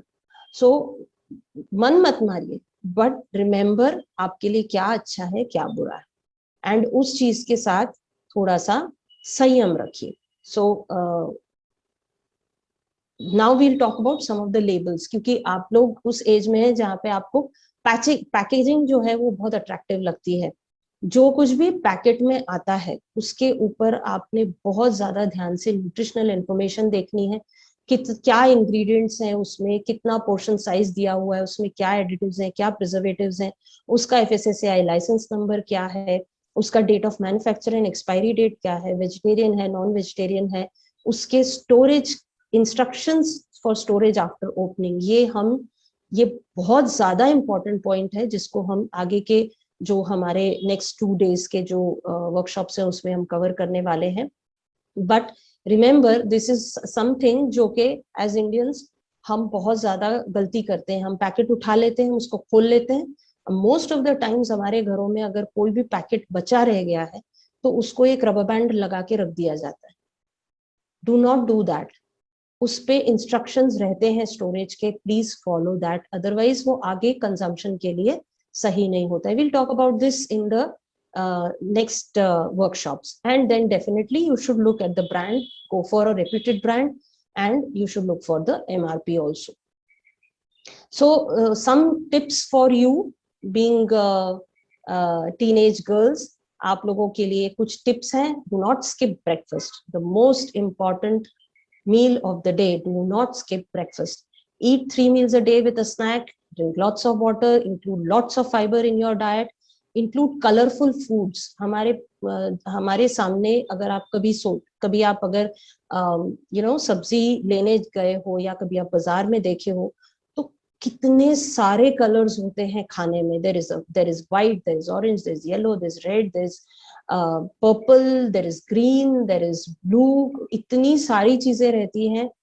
आपको ये ध्यान रखना है कि every colour will give you different nutrients, give you different antioxidants जो आपके लिए बहुत फायदेकारक हो सकते हैं। So have colourful foods, include fresh fruits and vegetables, avoid irregular meals. एक पैटर्न बना के रखिए, एक टाइम पे खाना खाइए। Balance the calorie input and output by proper eating and exercise, and avoid alcohol, tobacco and drugs. So क्या क्या हमने खाना चाहिए, क्या क्या हमने अवॉइड करना चाहिए। Include fruits and salads, sprouts, milk, yoghurt, जिसको हम दही कहते हैं, nuts, dry fruits, whole grains. Traditional जो हमारे लो फैट फूड्स रहते हैं वो honey, jaggery, fermented foods, and avoid high fat snacks, high sugar and salt, refined flours, aerated drinks, chemical additives, fried foods, unhygienic food and unsafe food. इसके बारे में भी हम आगे के 2 वर्कशॉप्स में बात करेंगे। You know all of this, so what can be some healthy alternatives? Ma'am तो बता रही है ये नहीं खाना है, तो खाना क्या है? So instead of some synthetic beverage, कोई कोक, पेप्सी वगैरह की जगह आप बटर मिल्क ले सकते हैं, छाछ या चिल्ड मिल्क ले सकते हैं, आप शेक ले सकते हैं, फ्रूट जूस ले सकते हैं। चॉकलेट्स की जगह चिक्की खाइए, जो अपने मूंगफली की चिक्की रहती है, या अपने यहाँ तो जो वड़ी जिसको हम बोलते हैं वो खाइए, बेसन के लड्डू खाए जा सकते हैं। समोसा या कचौरी की जगह जो इडली डोसा रहता है या बढ़िया वेज स्टफ पराठा कुछ वैसा कुछ बना के आप खा सकते हैं। फ्राइड जो फरसान, फ्राइड जो नमकीन होते हैं उसकी जगह आप खाखरा या टोस्ट ऐसा कुछ ले सकते हैं। ब्रांडेड बिस्किट्स जो रहते हैं उसकी जगह आप घर में बना के होल व्हीट फ्लावर के बिस्किट्स या आप जो हमारे लड्डू वगैरह रहते हैं गेहूं के वो खा सकते हैं। ब्रांडेड हेल्थ फूड्स जो मैंने आपको कहा कि इस सिंथेटिक प्रोडक्ट्स पे मत जाइए, उसकी जगह पे combination of local ready to eat foods आप ले सकते हैं जो आपके आसपास में मिलते हो। ये स्लाइड जो है ये इस साल के जो न्यूट्रिशन मंथ का जो थीम है उसके ऊपर है। इस बार का थीम है कुपोषण से पोषण की ओर थामे क्षेत्रीय भोजन की डोर। मीनिंग जो हमारा लोकल फूड है, आजकल क्या हम पहले से ही यानी हमारी थोड़ी सोच ही वैसी हो गई है कि हिंदी से इंग्लिश बेटर है, साड़ी से जीन्स बेटर है, और हमारे फूल गोभी से ब्रोकली बेटर है, या हमारे संतरे से टैंजरीन बेटर है, या हमारे अमरूद से हमारा जो जाम है उससे कीवी बेटर है। It is not so, specially in food it is not so. जितना आप लोकली ग्रोन फूड खाएंगे it is fresher, safer, it is more nutritious. इसका ये सीजनल होता है तो इसका आपको लॉट ऑफ वेराइटी मिलता है। इसका रीजन ये है कि जितना आपके आसपास जो भी खाना पैदा हो रहा है उसको स्टोरेज में बहुत कम टाइम रखा गया है। जितने टाइम के लिए खाना स्टोरेज में रखा रहता है उसका न्यूट्रिशन कंटेंट कम होता जाता है। सो अगर एक कीवी है जो कि ऑस्ट्रेलिया में उगाया हुआ है तो ऑस्ट्रेलिया से आप तक आते आते उसको कितना टाइम लग गया, सो उसका न्यूट्रिशन कंटेंट कितना हो गया। और एक वही जो संतरा है जो हमारे आसपास के खेतों में पैदा होता है, कुछ शायद आपके खुद के खेतों में पैदा होता होगा, उसका न्यूट्रिशन कंटेंट कितना ज्यादा होगा क्योंकि वो तो हमको फ्रेश मिल रहा है। आज तोड़ा है, कल हमारे जब संतरा का सीजन होता है, जब आम का सीजन होता है, तो हमारे शहर में तो स्पेशली जगह जगह पे लोग अपने गांव के किसान आकर जगह जगह पे रोड साइड पे बेचते हैं। सो वो कितना फ्रेश और कितना आपको न्यूट्रिशन देता है। सो डोंट, आपको अगर टेस्ट के लिए खाना है fine, you can have it once, but सोचिए इट इज, आप एक कीवी खरीद रहे हैं वो कितने का आ रहा है और एक अमरूद खरीद रहे हैं वो कितने का आ रहा है। सो it is better on your pocket also. It is any time locally grown food is much much better. Specially आसपास के जितनी भी भाजियां हैं जो तो हम बिल्कुल ही भूल गए हैं, आप अपने टीचर्स से पूछिएगा, रान भाजी जो होती है, जो ग्रीन लीफी वेजिटेबल्स इतने अलग अलग टाइप के मिलते हैं। आपको शायद सिर्फ मेथी और पालक पता होगा, लेकिन कम से कम नहीं तो 25 टाइप की ग्रीन लीफी वेजिटेबल्स नागपुर और नागपुर के आसपास के गांव में पैदा होती है, जो कि तो हमको पता भी नहीं, जिसके इतने अलग अलग फायदे हैं, जिसके इतना अगर उसको सही तरीके से बनाया जाए इतने टेस्टी होते हैं वो। क्योंकि मैं बहुत सारे गाँव को विजिट कर चुकी हूँ तो मुझे I have had this benefit कि मैं टेस्ट की हूँ। So I would just say try it out. अपने घर का जो है, अपने आसपास का, अपने क्षेत्र का, अपने रीजन का, अपनी मिट्टी का, वो आप भी इसी मिट्टी के हो, वो खाना भी इसी मिट्टी का है। सो वो आपके तन को जितना लगेगा उतना दूसरा कोई खाना नहीं लगेगा। Stop thinking like that. जो हम सोचते हैं ना घर की मुर्गी दाल बराबर, do not think like that. अपने पास जितनी वैरायटी है, स्पेशली एज इंडियंस, और हम तो एक ऐसी जगह में रहते हैं being the centre of India कि हमारे पास तो वैरायटी ना, मतलब आप कोई चीज ऐसी नहीं है जो आपको नागपुर में नहीं मिल जाएगी। इंडियन चीज कोई ऐसी नहीं है जो आपको नागपुर में नहीं मिल जाएगी। हमारे ही आसपास, जैसा मैंने आपको कहा कि इतनी सारी वैरायटी मिलती है जो कि हम कभी खाते ही नहीं। हमारा जो रीजन है वो ज्वारी प्रधान रीजन है, लेकिन हम सिर्फ गेहूं खाते हैं। ऐसा क्यों? ट्राई इट आउट, बहुत अच्छा आपको फीलिंग आएगा, आपके हेल्थ के लिए भी बेटर रहेगा, आपके पॉकेट के लिए भी बेटर रहेगा, and you will support the local economy as well, local farmers as well. So think global, अपनी सोच बड़ी रखिए। जो भी सोचिए, जो भी प्लान करिए अपने लिए, अपने करियर के लिए, अपनी आगे की जिंदगी के लिए, उसको बड़ा सोचिए, लेकिन खाइए लोकल। सो रिमेम्बर, जो खाना आप खाते हैं वो आपके जो सेंसेस हैं, जो आपकी नाक है, आपकी जीभ है, उसको कुछ मिनट के लिए सेटिस्फाई करती है, आपकी भूख को कुछ घंटे के लिए सेटिस्फाई करती है, लेकिन आपकी जो हेल्थ है उस पे उसका हमेशा का इफेक्ट है। सो ईट वेरी कॉन्शियसली। ये एक स्लाइड मुझे मैम ने ऐड करने को कहा था, because we are having this webinar या this workshop as for giving you some career prospects regarding nutrition, regarding food safety and जितने भी हमारे टॉपिक्स हम कवर करने वाले हैं. So every day whatever I'll be covering, I will be giving you career prospects. उसके आखिरी में मैं उसके कुछ करियर प्रोस्पेक्ट्स आपको बताऊंगी. So डाइटेटिक्स, ये स्लाइड ही आपको एक अंदाजा दे सकती है कि हम कितना एक कहते हैं ना कुएं में मेंढक की तरह सोचते हैं. आपने डाइटिशियन नाम सुना, जब भी आप डाइटिशियन नाम सुनते हो आपके दिमाग में एक ही ये आता है, हॉस्पिटल में काम करते हैं, 8 घंटे की ड्यूटी करते हैं, जो पेशेंट्स हैं उनको खाने के बारे में बताते हैं या उनको डाइट ये करते हैं, एक चार्ट रहता है जिसमें टिक करके दे देते हैं. I am sorry, this is not what dietitians do. There is no limit to what a dietitian can do, क्योंकि हम एक ऐसी जगह पे, एक ऐसे साइंस के नॉलेज रखते हैं जो कि हर इंसान को हर समय, जैसा मैंने आपको कहा, right from the birth to the death, हर रोज हर इंसान हर समय उसके लाइफ के हर स्टेज पे और हर रोज कोई भी ऐसा नहीं है जो एक दिन भी खाना खाए बिना रह सकता है. आई मीन पास करते हैं वो लोग नहीं, but then in normal cases I am saying. So हमारे पास एक ऐसी वेल्थ है जो हर इंसान को हर रोज हर समय उसकी जरूरत है. तो इमेजिन, डॉक्टर की जरूरत सिर्फ बीमारी में पड़ती है, लेकिन डाइटिशियन की जरूरत हर समय हर रोज हर स्टेज ऑफ लाइफ पे पड़ती है. So what can be done? Dietitians क्या क्या करते हैं या क्या क्या कर सकते हैं?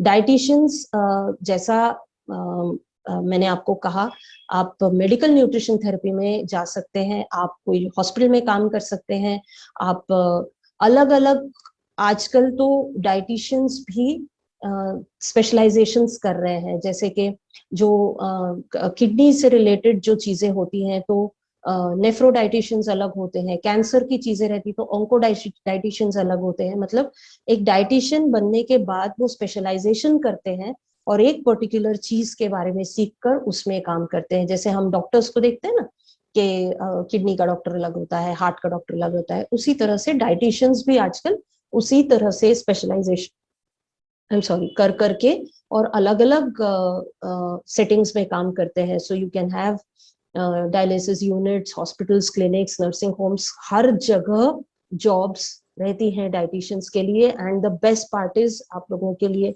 एक अच्छी न्यूज है कि गवर्नमेंट ऑफ इंडिया ने अब एक लॉ भी पास आउट किया है जिसमें अलाइड हेल्थ प्रोफेशनल्स को मान्यता दी गई है, जिसमें डाइटिशियंस आते हैं. So we will be termed as allied health professionals, we will be accredited, हमारे भी लाइसेंस नंबर्स होंगे, हमारे भी एक पर्टिकुलर ये रहेगा कि हम एक, मतलब हमारा भी जो प्रोफेशन है वो at par with other health professionals आएगा. इसके साथ साथ आपको एक और अच्छी न्यूज ये देती हूँ कि गवर्नमेंट ने ये भी लॉ पास किया है कि एवरी हॉस्पिटल जहां पर भी पेशेंट्स एडमिट होते हैं वहां पे उनको डाइटिशियन रखना कंपलसरी है.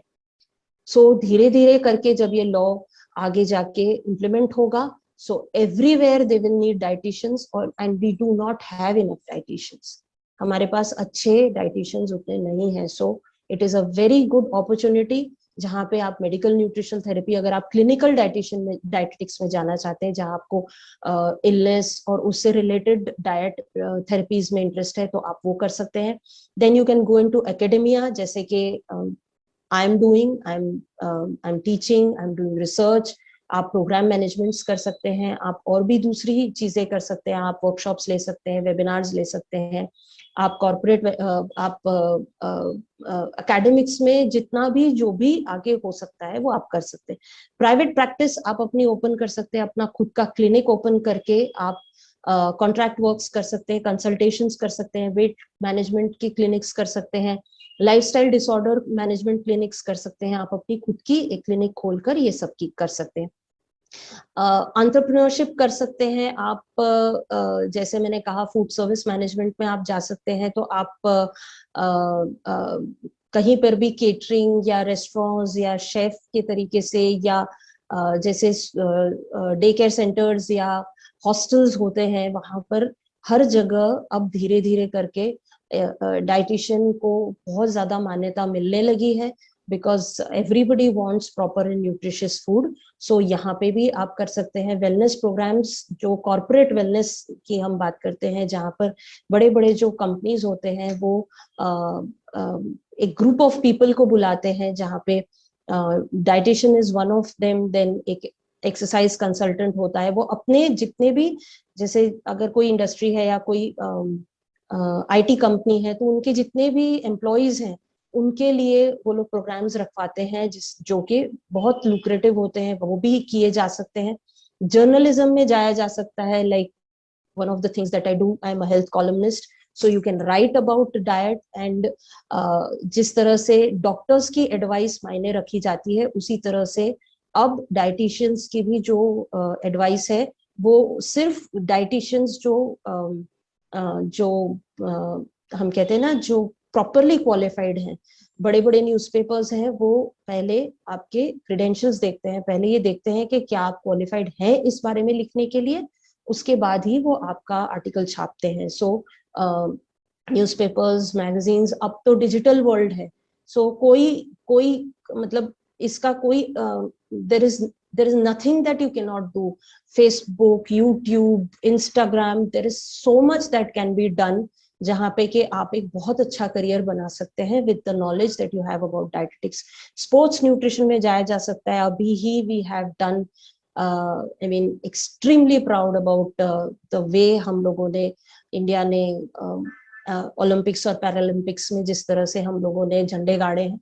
सो ये सारे जो स्पोर्ट्स हैं या जो जितने भी स्पोर्ट्स पीपल हैं, इनका न्यूट्रिशन के बिना कुछ नहीं हो सकता।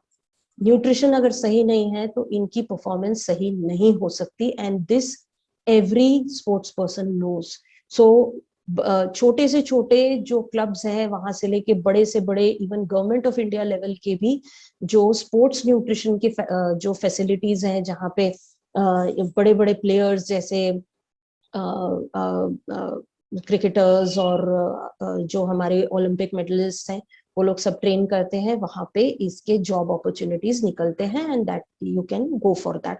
रिसर्च में आप जा सकते हैं, so you can go into pharmaceutical companies, आप मेडिकल रिसर्च में काम कर सकते हैं, आप फूड डिस्ट्रीब्यूशन कंपनीज में रिसर्च में काम कर सकते हैं, जहां आप लेबोरेटरी वर्क में काम में आएंगे। Then there is food and nutrition related business and industry.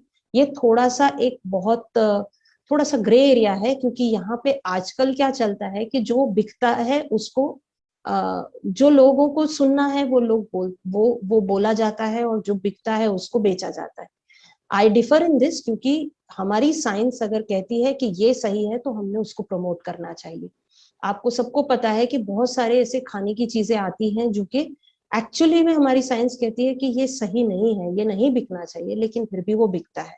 So you can go into food and nutrition related business industries, जहाँ product development, marketing, advertising, supermarkets, इतने सारे ऑप्शंस हैं जहाँ पे कि आजकल डाइटिशियंस की बहुत ज्यादा मांग है। एंड देन देयर इज मेरे करीब, सबसे करीब जो एरिया है, that is community and public health, जहां पर के जितनी भी गवर्नमेंट की स्कीम्स हैं, आपने शायद ICDS के बारे में पढ़ा होगा, या अभी मैम ने जो राष्ट्रीय पोषण अभियान के बारे में बताया, या नेशनल हेल्थ मिशन है, इन सारी चीजों में हर जगह government is recruiting dietitians, because nutrition is the basis of good health, ये जो मैंने आपको सबसे पहले वाली स्लाइड में बताया था, ये अब सभी लोग जानते हैं कि दवाइयां काम नहीं करती, वो खाना है जो काम करता है। सो जितनी भी प्रॉब्लम्स न्यूट्रिशन से रिलेटेड हैं, उसको कॉम्बैट करने के लिए गवर्नमेंट ने जितनी भी स्कीम्स निकाली, उन सभी में डाइटिशियंस की जरूरत है और गवर्नमेंट डाइटिशियंस को रिक्रूट कर रही है। इसके अलावा आप खुद से भी एक्सटेंशन सर्विसेज कर सकते हैं, आप अपनी सर्विसेज पब्लिक हेल्थ में दे सकते हैं। पब्लिक हेल्थ जितने भी ऑर्गेनाइजेशंस, जितनी भी एनजीओज पब्लिक हेल्थ के लिए काम कर रही हैं, वो सभी जगह पे डाइटिशियंस की जरूरत आगे जाने वाले दिनों में आने वाली है। So that also is a very good space जहाँ पे कि आप अपनी नॉलेज से दूसरों का फायदा कर रहे हैं, you are giving back to the society and you are making a name and as well उसमें आपको डेफिनेटली मॉनेटरी गेन भी होने वाला है। इसके अलावा देयर इज एक फूड सेफ्टी एंड इंस्पेक्शन भी एक जगह है जो कि डायटेटिक्स के जो प्रोफेशनल्स हैं वो उसमें काम कर सकते हैं। इसके बारे में मैं आपको, जब हम फूड सेफ्टी की बात करेंगे तब मैं इसके बारे में आपको डिटेल में बताऊंगी कि ये इस एरिया में आगे किस तरह से जाया जा सकता है। सो एंड ये तो कुछ 8-10 चीजें हैं। इसके अलावा आप जो भी सोच सकते हैं, आप अपनी नॉलेज अप्लाई करके जो भी सोच सकते हैं वो आप कर सकते हैं। आप अपना खुद का बिजनेस शुरू कर सकते हैं, आप एंटरप्रेन्योर बन सकते हैं, आप दूसरे को काम दे सकते हैं। आप साइंस बेस्ड जो आपकी नॉलेज है वो लेकर आप जितनी भी चीजें आगे आपके दिमाग में जो कुछ भी है उसको आप इट कैन बी 2-3 चीजों का मिक्स करके आप एक करियर बना सकते हैं। So there is no end to this subject. इसके इतने सारे डायमेंशंस हैं और इसकी इतनी सारी रीच है हर एक पर्सन के लाइफ में कि कहीं ना कहीं इस साइंस की हर एक को जरूरत है।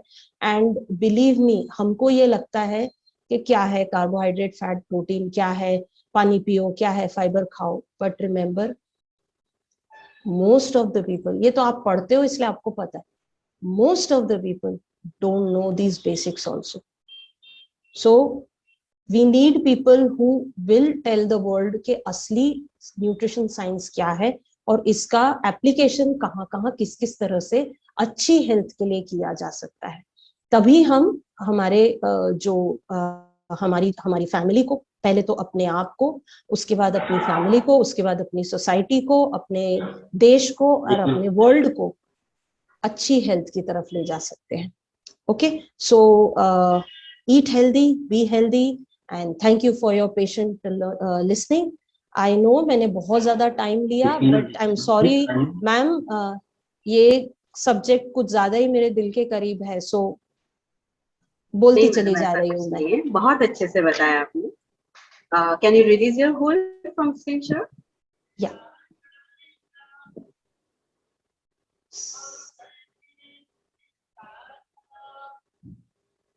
मैम आप स्क्रीन सेवर मत कर सकते हैं अपना?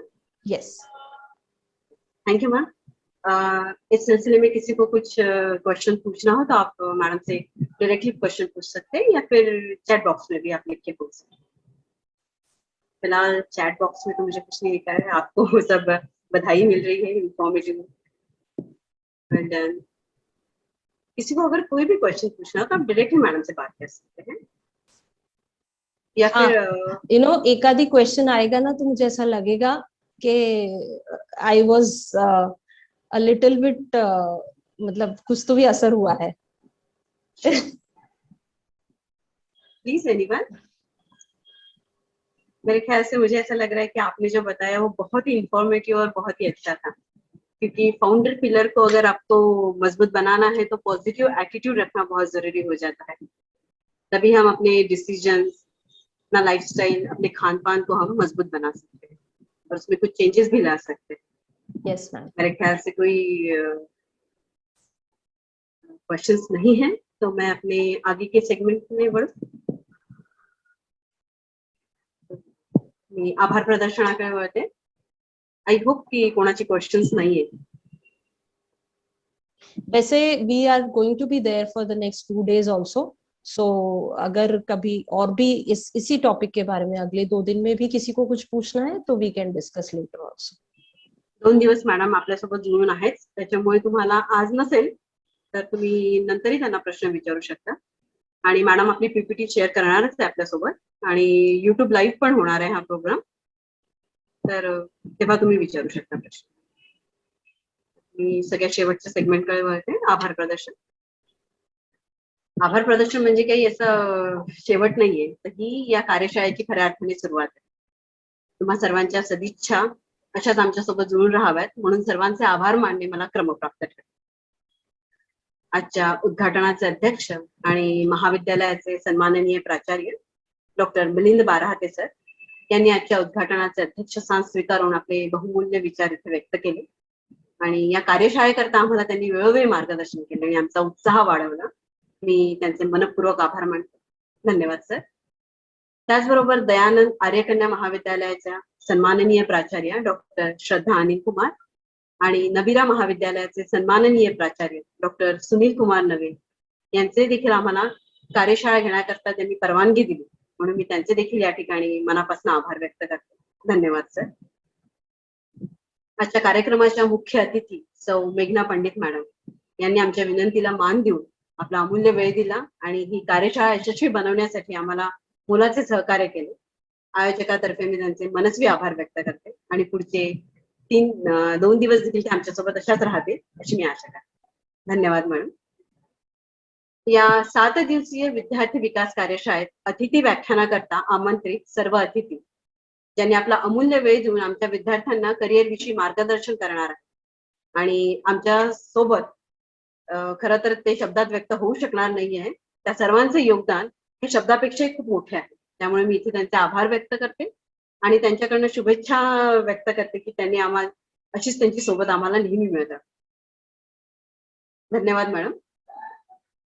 ज्यांच्या अनुभवातून आणि सहकार्यातून ही कार्यशाळा यशस्वी होऊ शकणार आहे अशा माझ्या वरिष्ठ सहकारिणी दयानंद आर्यकन्या महाविद्यालयातील गृहअर्थशास्त्र विभाग प्रमुख डॉक्टर सुजाता साखरे मॅडम, नबीरा महाविद्यालयाच्या गृहअर्थशास्त्र विभाग प्रमुख डॉक्टर दमयंती घागरगुंडे मॅडम यांचे देखील मी या प्रसंगी हार्दिक आभार व्यक्त करते. आजच्या या उद्घाटन समारंभाला उपस्थित तिन्ही महाविद्यालयातील आदरणीय प्राध्यापकगण, शिक्षक, शिक्षकेतर कर्मचारी यांचे देखील मी इथे आभार व्यक्त करते. Last but not the least, ही कार्यशाळा आपण ज्यांच्यासाठी आयोजित केली आहे अशा माझ्या प्रिय विद्यार्थिनी ज्या आज मोठ्या संख्येने इथे उपस्थित होत्या आणि हा कार्यक्रम अगदी शांतपणे ऐकून घेतला, मी त्यांचे या प्रसंगी कौतुक करते. या कार्यशाळेतील व्याख्यानाचा ते आपल्या दैनंदिन जीवनात नक्कीच उपयोग करतील अशी सदिच्छा बाळ.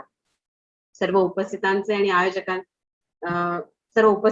आयोजकातर्फे मी आभार व्यक्त करते. आपला हा कार्यशाळेचा पहिला दिवस इथेच संपला असं घोषित करते आणि उद्या पुन्हा आपण 11 वाजता इथेच भेटू. धन्यवाद. आपल्या सर्वांचे आभार. थँक्यू.